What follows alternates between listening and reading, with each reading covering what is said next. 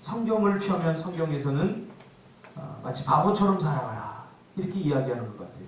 마태복음 5장 39절 이하에 보니까 오른뺨을 치거든 왼뺨을 돌려대라. 이게 스마트한 삶입니까? 스마트한 삶은 어때요? 오른뺨을 네가 먼저 때려버려라. 이게 스마트한 삶입니다. 맞아서는 안 되죠. 근데 성경은 오른뺨을 치거든 왼뺨을 돌려대라. 스마트한 삶 아닙니다. 그리고 너를 고발하여 속옷을 가지고자 하는 자에게 겉옷까지 가지게 하라. 속옷을 빼앗아야지 스마트한 삶이죠. 속옷을 입고 다녀야 스마트한 삶이죠. 속옷까지 벗어주는 것, 겉옷까지 가지게 하는 것, 이것은 손해보는 거죠. 우리가 붕어빵 장사를 시작한 이후에 이삭처럼 우리가 옮겨 다녀야만 했습니다. 주변의 사람들이 계속 신고하니까 하나, 둘, 셋, 넷, 5번으로 옮겼어. 5번. 할렐루야. 그래도 우리 꿋꿋하게 이삭처럼 옮겨서 파는 것마다 우물이 나왔습니다. 물이 콸콸콸콸 나오는데 뭐 장소가 중요한 게 아니라 하나님의 도우심이 중요한 거 아닙니까? 그래서 상진 간사는 하도 열받으니까 그 신고한 사람 그 가게 앞에다 똥을 싸버린다고. 얼마나 열받았으면 그렇게 했을까. 제가 그 스마트한 삶이죠. 그렇죠? 원수로 갚는 거 굉장히 스마트한 삶입니다. 당하고만 있는 거 보면 굉장히 가슴 답답하고 왜 저렇게 사나 그런 생각이 들지 않습니까? 그러니까 성경은 지금 그런 스마트하지 못한 삶을 우리가 살라고 이야기합니다. 오리를 가자고 하면 흰리를 가져라. 이 말이 뭐예요? 손해보고 살라는 거예요. 좀 바보처럼 살라는 거예요. 구하는 자에게 주며 내게 꾸고자 하는 자에게 거절하지 말라. 뻔히 알면서 속는 거 알면서도 그냥 꾸어주라는 거예요. 이거 내가 손해인 것 알면서도 그냥 다 줘버리라는 거예요.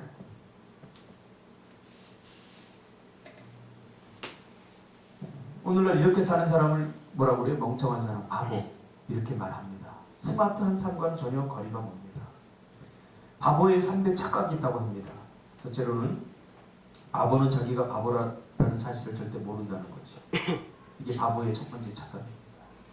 바보한테 가서 그러고 너 바보지? 그러면 나 바보 아니야! 그리고 막 달려들 겁니다.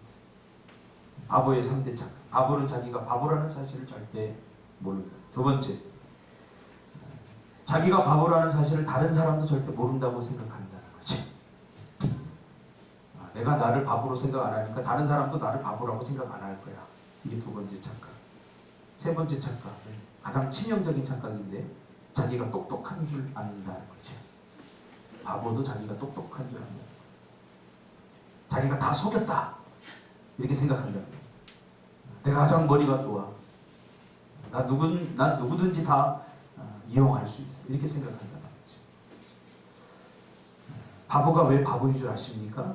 바보는 항상 바보 같은 생각만 하고 바보 같은 결정만 하고 바보 같은 판단만 합니다. 그러니까 바보의 삶을 벗어날 수 없는 거죠. 오늘 본문은 우리가 너무나 잘 아는 내용 아닙니까? 본문에 대해서 자세히 이야기하지 않으려고 합니다. 왜? 너무나 잘 아는 내용이기 때문에. 예수님께서 이 말씀을 왜 했는지 그 배경을 알아야지 본문을 정확히 이해할 수 있죠. 그래서 예수님께서 왜 이 비유를 말씀하셨는지, 이건 사실이 아니라 비유입니다. 그래서 뭐뭐 같으니 라고 되어 있죠. 비유법입니다. 예수님께서 왜 이 비유를 말씀하셨는지를 알아야 돼요. 지금 그 전 24장 그 전반부를 보면 예수님께서 계속 무슨 말씀을 하고 있냐면 천국에 관한 이야기를 하고 있어요. 천국은 어떤 것이다. 천국 백성들은 이런 사람이 천국 백성이 될 수 있다. 천국 백성들이 이렇게 살아가는 것이다. 이런 이야기를 하고 있던 중에 오늘 본문은 하나님 나라, 즉 천국에 어울리는 삶이란 어떤 삶인가에 대해서 이야기해 주다가 나온 내용입니다. 다시 말하면 누가 천국 백성인가? 천국 백성은 어떻게 사는 사람들이 천국 백성이 될 수 있고 어떤 사람들이 천국 백성인가에 대해서 이야기해 주다가 이 비유가 나왔다는 거죠. 그래서 예수님이 비유로 천국 백성의 삶이란 어떤 사람이 타국에 갈지 그 종들을 불러 자기 소유를 맡김과 같다. 이렇게 말하면 적용하기가 좀 힘들어요. 이게 천국 백성의 삶과 무슨 관계가 있는가? 그러나 본문을 조금 이해를 하면 천국의 사람들은 이런 사람들이구나.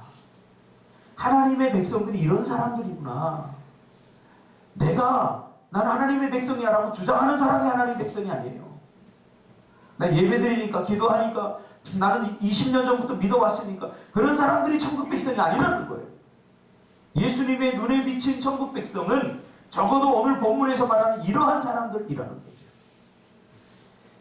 그러면서 각각 재능대로 종들을 불러가지고 그 재능대로 한 사람에게는 금 5달란트를, 그리고 한 사람에게는 금 2달란트를, 그리고 한 사람에게는 금 1달란트를 맡겼다라고 말합니다.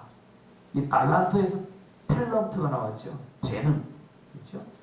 1달란트는 금 44kg입니다. 34kg. 그러니까 적은 돈이 아니죠. 많은 것을 맡긴 거예요, 사실은. 그러면 이 말이 주는 의미가 뭘까요? 왜 맡겼을까요, 도대체? 금 5달란트, 2달란트, 1달란트. 왜 맡겼을까요? 우리 나이 고차요. 왜 맡겼을 것 같아요? 네, 우린 사진선장에 강하니까 1번 좋은 옷 사 입으라고, 2번 좋은 집 사라고, 3번 잘 먹고 잘 살라고, 4번 남기라고.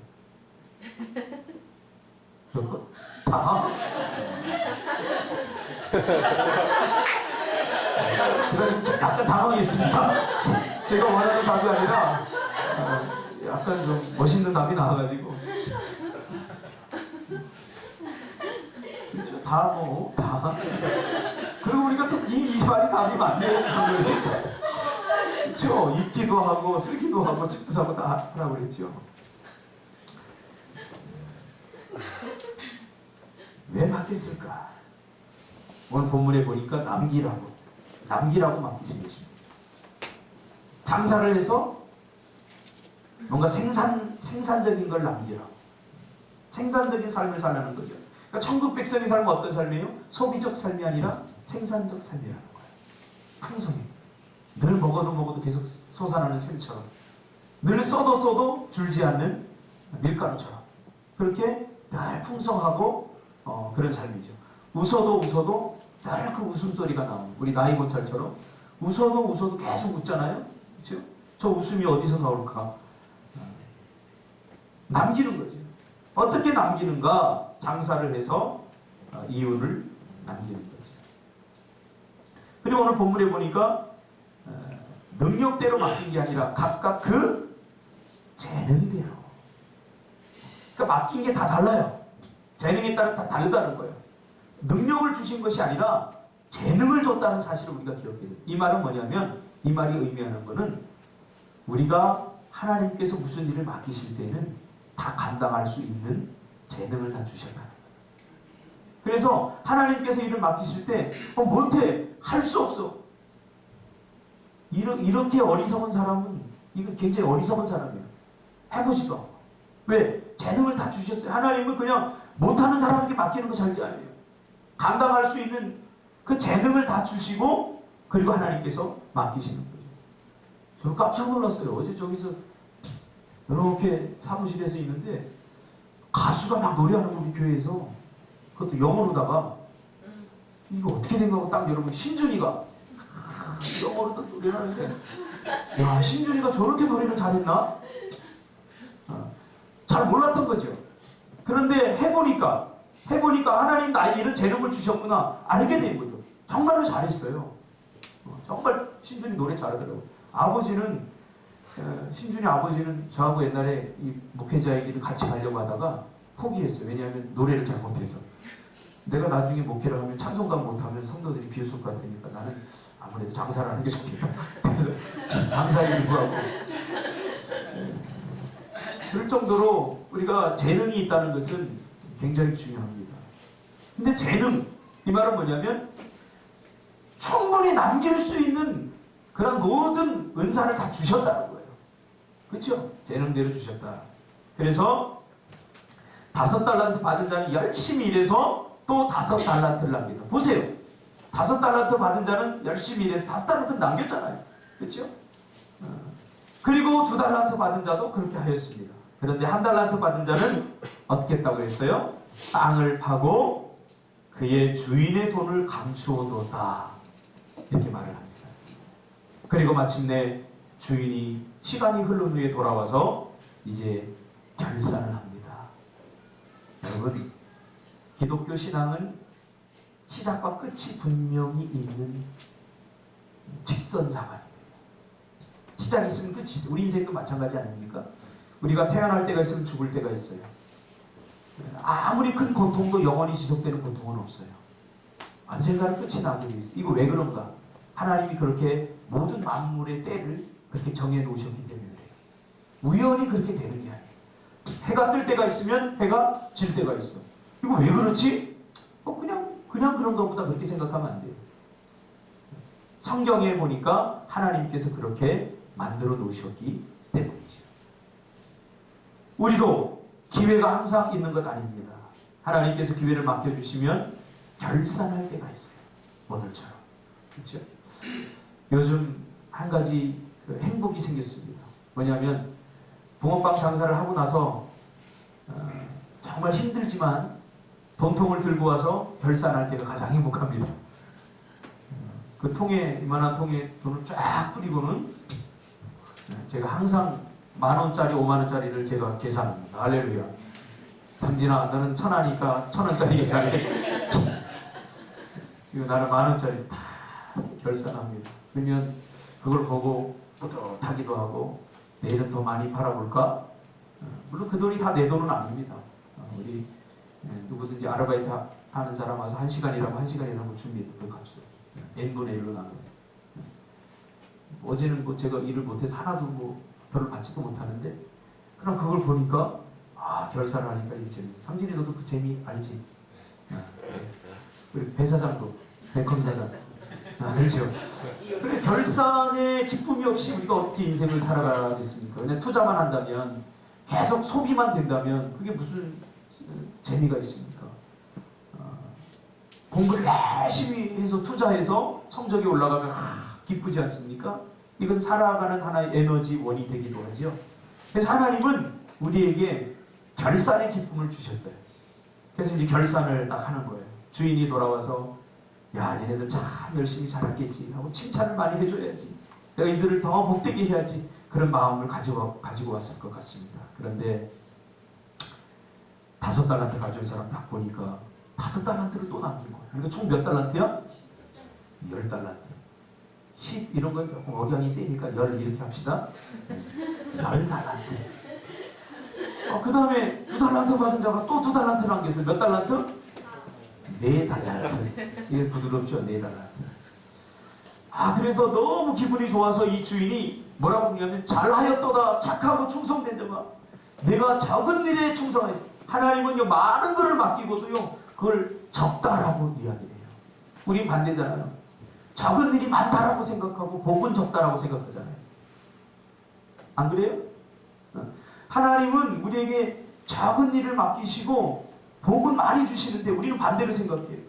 우리는 요만큼 일하고 복은 많이 받기를 원하잖아요. 그래서 내가 많은 것을 내게 맡기니 내 주인의 즐거움에 참여할지어다. 가장 큰 축복이죠. 천국의 즐거움, 천국의 기쁨, 천국의 축복에 참여시켜준다. 그 말이에요. 그러니까 이 말을 다른 말로 바꾸면 하나님의 백성의 즐거움을 다 누리게 해주겠다. 천국의 즐거움을 다 누리게 해주겠다. 그 말이죠. 하나님의 백성으로서 누려야 될 은혜와 복, 이 세상뿐만 아니라 하늘의 복을, 천국의 복을 이미 이 땅에서 누리게 해주겠다. 그 말이죠. 그런데 1달란트 받은 자는 뭐라고 합니까? 악하고 게으른 종이다. 악하고 게으른 종이다. 주인이 맡겨준 거 잃어버린 것도 아니에요. 1달란트 그대로 갖고 온 거예요. 1달란트 그대로 갖고 온 거예요. 그런데 그를 향해서 악하고 게으른 종아. 그러면서 이 주인이 이 무익한 종을 바깥 어두운 데로 내쫓으라. 거기서 슬피 울며 이를 갈리라 하니라. 이렇게 말합니다. 자, 여기까지는 우리가 너무나 잘 아는 내용이에요. 제가 오늘 여러분과 함께 나누고 싶은 말씀은 지금부터죠. 그러면 왜 이 1달란트 받은 자가 남기지 못했는가? 저는 늘 궁금했어요. 왜 한 달란트 받은 자가 다섯 달란트, 두 달란트 받은 자처럼 왜 남기지 못했는가? 그 단서가 몇 절에 나오냐면 24절에 나옵니다. 왜 남기지 못했는가? 이 한 달란트 받은 자는 주인을 이렇게 생각했죠. 당신은 굳은 사람이라 심지 않은 데서 거두고 해치지 않은 데서 모으는 줄을 내가 알았으므로 내가 두려워하여 나가서 당신의 달란트를 감추었나이다.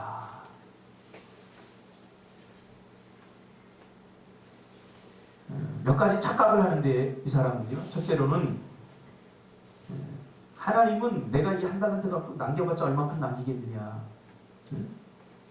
나보다 하나님은 더 능력이 있으니까 요 정도 뭐 남겨가지고 하나님을 기쁘게 할 수 없다. 그런 거죠. 왜? 하나님은 심지 않은 데서 거두기도 하고 해치지 않은 데서 모으는 줄. 그러니까 무에서 유를 창조하고 뭐 대단한 능력을 가진 분인데 나 같은 사람의 도움이 뭐가 필요하겠느냐. 이거 남기는 것이 얼마나 하나님 나라에 유익을 줄 수 있겠느냐. 그 말이죠. 우리도 가끔 그런 생각하죠. 내가 교회를 위해서 하는 요만한 하나의 어떤 헌신들이 하나님 나라에 어떻게 얼마나 큰 하나님이 기뻐하고 얼마나 유익이 되겠느냐. 그래서 대수롭지 않게 생각하잖아요. 나 하나쯤이야. 딱 한 번뿐이야. 이렇게 생각하잖아요. 그러나 하나님은 절대로 그렇게 생각하지 않는다는 거예요. 여러분 버터플라이 이펙트라는 말 들어봤죠? 나비 효과. 그 날갯짓 하나가 세상의 운명을 바꿀 수도 있어요. 여러분의 하나님께서 맡기신 그 작은 사역 하나, 그것이 하나님 나라의 운명을 바꿀 수 있다고요. 그러나 이 무익한 종은 그렇게 생각하지 않는다는 거예요. 어떻게 보면은 열등감이죠. 내가 뭐 큰 일을 할 수 있을까? 내가 뭐 하나님 나라를 위해서 대단한 유익을 끼칠 수 있을까? 이 첫 번째 책감입니다. 그러면서 그것을 빼앗아 10달란트 받은 자에게 다 주라. 주인이 뭐라고 하면 악하고 게으른 종아, 나는 심지 않은 데서 거두고 해치지 않은 데서 모으는 줄로 네가 알았느냐? 네가 잘못 알았다.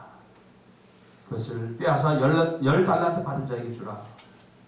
그러면서 그를 향해서 무익한 종이다 라고 말하면서 바깥 어두운 데로 내쫓으라. 거기서 슬피 울며 이를 갈라. 표현하기조차 끔찍하죠. 외로움의 최고의 극치, 버림받음의 최고의 극치, 축복으로부터 소외되고 천국으로부터 소외된 그러한 저주를 받는 거죠. 여러분, 우리 누구에게 왕따만 당해도, 사람들에게 왕따만 당해도 막 죽고 싶다 그러잖아요.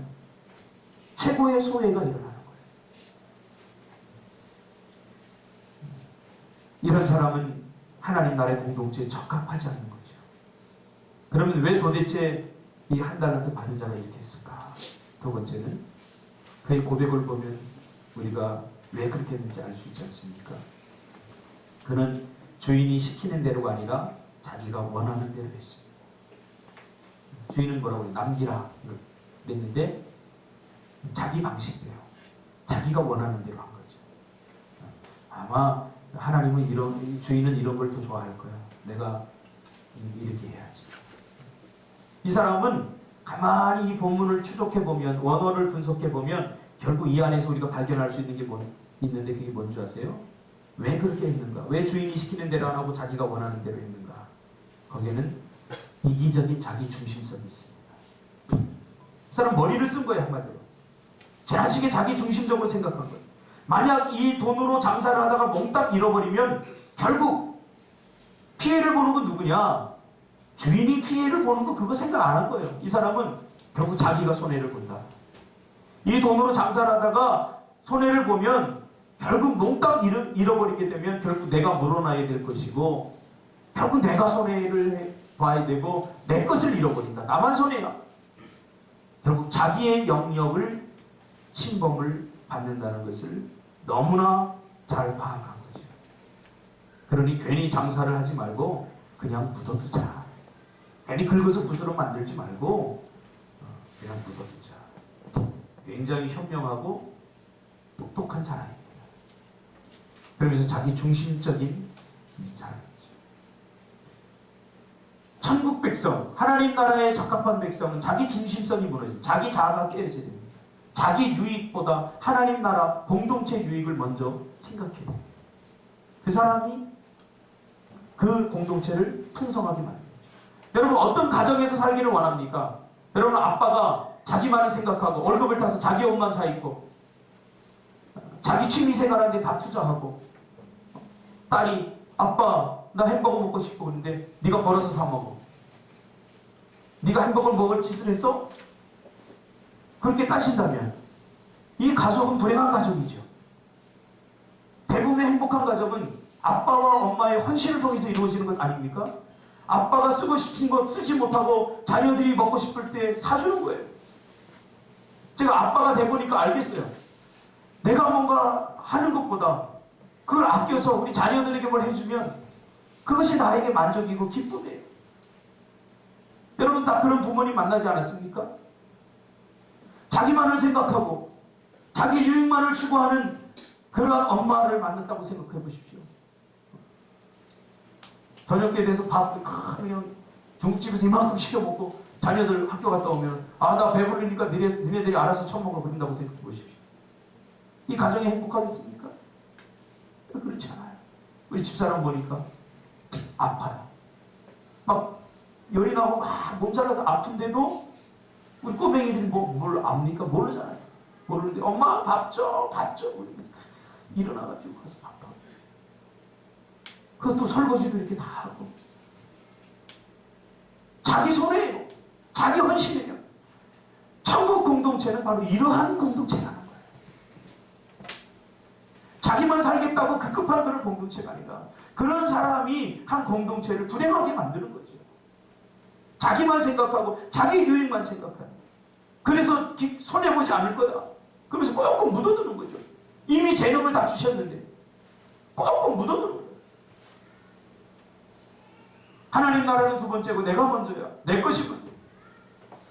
아마 가끔 우리 꿈틀교회 성도들 향해서 그렇게 물을 수도 있을 것입니다. 우리 꿈틀교회 성도들은 정말 헌신 많이 합니다.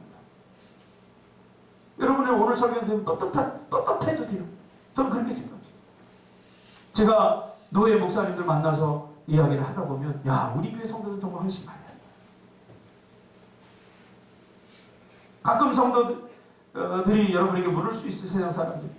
우리 이미정 집사님이 아니 교회 많고 많은데 집 앞에 교회 다니지 왜 그 먼 데서 여기까지 오냐고. 들어봤죠? 네. 이 바보야 왜 그렇게 교회 생활 열심히 해 태양이. 들어봤어? 너 헌금 얼마 한다고? 너 왜 이렇게 많이 해? 다 들어봤을 거야. 내 살 국리를 해야지. 언제까지 교회 붙들려 살래? 언제까지 하나님에 붙들려 살래? 네가 착해서 그래. 좀 적당히 해. 그런 소리 많이 들어봤을 겁니다. 내 실속을 좀 차려야 되지 않겠느냐. 이거는 그냥 묻어둬라. 묻어둬. 모른 척해. 너부터 살 궁리를 해. 자, 더 중요한 게 네가 그렇게 한다고, 네가 적당히 한다고 너를 타치할 사람 없어. 왜? 지금 주인이 떠났잖아요. 우리가 지금 내 삶부터 챙기고 내 중심적으로 산다고 해서 누가 직접 터치할 사람 없어요. 박경선 목사 외에는 터치할 사람 없지 않습니까? 주인이 없는 부재 상황이에요. 주인이 없는 상황에 내 마음대로 할 수 있지 않습니까? 내가 원하는 대로 다 할 수 있지 않습니까? 이게 불행이에요. 주인이 떠났지만 심리적인 밀착의 끈을 가지고 주인은 다시 돌아올 것이고. 가장 어리석은 사람이 뭐예요? 대상 영속성의 원리라는 게 있어요. 제가 심리학을 공부하다 보니까 대상 영속성의 원리인데 12개월이 안 된 아이들은 물체가 눈에 보이면 있다가 없어지면 이게 어디 간지 몰라요. 그래서 물어요. 그래서 실험을 해요. 이렇게 갖다가 그걸 막 좋아하다가 이게 없어지면 으악 하고 물어요. 왜? 근데 이게 어디 간지 몰라. 그러나 요게 아빠가 숨겼구나, 엄마가 숨겼구나, 옆에 있구나. 그런 거를 알 수 있는 나이가 12개월이 지났는지 알게 돼요. 마치 하나님이 없는 것처럼 살아가는 사람은 영적 유아입니다. 젖꼭지나 빨고 있어요. 영적. 하나님이 보고 있지 않습니까? 하나님이 우리 행위에 대해서 판단하고 결정하고 하는 거 하나님 우리 다 알지 않습니까? 이게 고랑대오 정신입니다. 하나님 앞에서 살아가. 하나님이 뻔히 살아계신데 마치 없는 것처럼, 그리고 내 마음대로 사는 이 삶이 영원토록 지속될 것처럼 그렇게 착각하고 살면 안 됩니다. 그래서 때로는 하고 싶어도 참고 인내하고 기다리고 헌신해야 돼요. 그러면서 이 한 달란트 받은 자는 지금 주인이 부재 상황이니까 내 양심만 조금 추스리면 돼. 그래서 자기 살 궁리를 먼저 하는 거죠. 하나님 나라는 어떻게 되든 나부터 살고 봐야 된다. 그러면서 하나님 나라를 위해 사용하라고 맡기신 달란트를 땅에 묻어두는 거죠. 하나님 나라를 위해서 일하라고 주신 재능들. 요즘 우리 그 미얀마 선교를 하는데 우리 그 보람이가 가득 저한테 찾아와서 얘기해요. 목사님, 나는 이거 재능 없습니다. 근데 상진 집사가 자꾸 완벽하게 하라고 해서 나는 참 고민이 큽니다. 알아요. 만약에 보람이가 하는 그거를 현선이가 지금 더 잘했을 것 같아요. 그런데 어제 제가 보고받기로는 우리 보람팀이 제일 잘했다고. 보람이를 보면 정말 우리 상진 간사가 저한테 얘기해. 그대로 얘기해요. 뭐 있으니까 거짓말하고.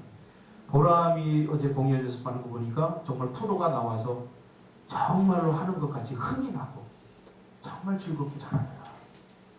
할렐루야. 재능이 없었던 게 아니죠. 사용하지 않으면 재능은 있는지 없는지 잘 모릅니다. 재능이 있는지 없는지. 그래서 자꾸 사용해봐야 돼요. 하나님께서 일을 맡기실 때는 자꾸 해봐야 돼요. 하나밖에 못하는 사람이 가장 어리석은 사람이에요. 왜? 자기 하나밖에 못하는. 그래서 교육학에서도 뭐라고 그러냐면 자녀들 키울 때 한 가지 잘하잖아요. 그림을 잘 그리잖아요. 그러면 야, 너 그림 잘 그린다. 그리고 그림을 그릴 종이를 또 하나 갖다 주는 부모가 가장 어리석다. 네, 그러면 이 아이는 그렇게 학습이 돼서 그림밖에 못 그린다. 그림 그릴 때 칭찬을 받았기 때문에 난 그림을 그려서 칭찬을 들을 거야. 그렇게 계속 그림만 그린다. 근데 요때 어떻게 해야 되냐면, 야, 너 그림 정말 잘 그린다. 그림도 잘 그리니까 글씨도 잘 쓰겠네? 그러면 이게 창조성이 생겨가지고, 와, 맞아. 나 그림도 잘 그린다고 해서 글씨도 잘, 또 글씨도 잘 쓰네. 이거, 야, 글씨도 잘 쓰는 거 보니까 뭐도 잘하겠네. 그러면 그거 계속 한다. 다 잘하게 된다는 거지. 그러니까 해봐야 할 수 있게 돼요. 근데 오늘 이 무익한 총의 치명적 문제가 뭡니까? 에이, 나는 못해. 할 수 없어. 그냥 묻어뒀다는 거예요. 묻어뒀다. 게으르기 25시에 보면 그런 내용이 나오죠. 처형당할 위기에 놓여 있는데 나는 아무것도 안 했어. 난 레지스탕스도 아니고 나는 나치를 위해서 나는 뭐 아무것도 동조도 안 하고 나는 그냥 평범한 시민으로 살았는데 왜 나를 죽이려고 하더니 그때 뭐라고? 아무것도 하지 않은 게 죄다. 아무것도 하지 않아. 만약에 이런 사람이 나는 피해도 안 끼치고 손해도 안 끼치고 싶어서 아무것도 하지 않는다. 그런 사람이 공동체에 있다고 하면 이게 큰 문제 아니겠습니까? 하나님 나라를 위해서 일하라고 주신 재능, 물질, 건강, 성공 모든 것을 하나님 나라를 위해서 하나도 사용 안 하고 묻어두는 것이죠. 자기 창고에 쌓아. 자기 손에 자기 피해 자기 것을 잃을까 봐. 어느 정도까지는 헌신하는데 자기에게 손해가 올 정도는 아니죠. 그것이 한 달란트는 묻은 이유입니다. 성경은 뭐라고 그러면 악하고 게으른 종아 이렇게 말합니다. 반면에 2달란트, 5달란트 받은 사람에게는 충성된 종 이렇게 말합니다. 충성이란 뭡니까? 상황과 환경의 영향을 받지 않고 변함없이 약속을 지켜내는 겁니다. 변함없이 약속을 지켜내는 겁니다. 사실 오늘 제가 컨디션이 많이 안 좋아요.